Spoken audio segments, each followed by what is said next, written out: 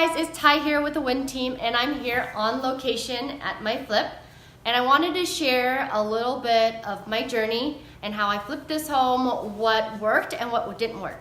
And if you're interested in flipping, some of the things you want to do to start the journey, I'm going to share with you, okay? So number one is the most important part is surrounding yourself with people who flip.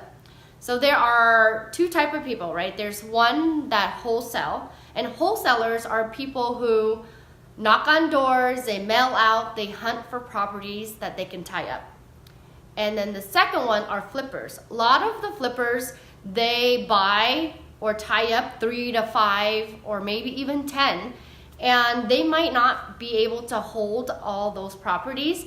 And if you're surrounded by those people and they are ready to let go a project or two, they'll know that you're waiting for one, and they'll hand you one. They'll refer you one, or they'll give you one. That's how I acquired this one. I met two wonderful ladies that are wholesalers, also flip, and they came across a couple properties, and I came by, looked at this one, and realized it was a good opportunity.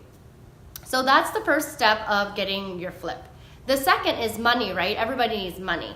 So what you want to do is you want to set up with a hard money lender and get an idea of who's out there, what are the terms, understand those terms because they're very important, and what are the interests, what are the points on the property.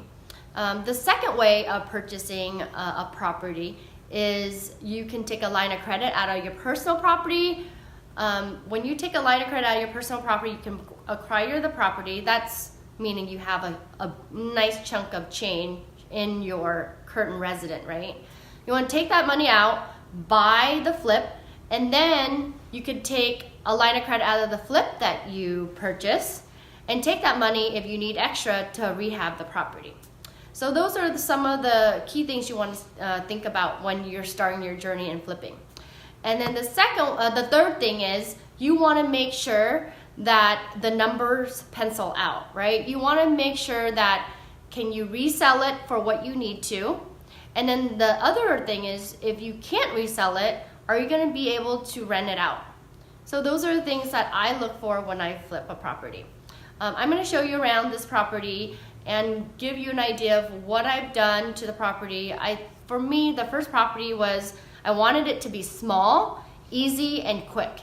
And that's kind of the first step to flipping. Then when you have more experience, you can get into the bigger projects. This property right here, we took it down to studs, we did electrical, plumbing, everything. And I stayed on budget. I went over a little bit, but not too bad.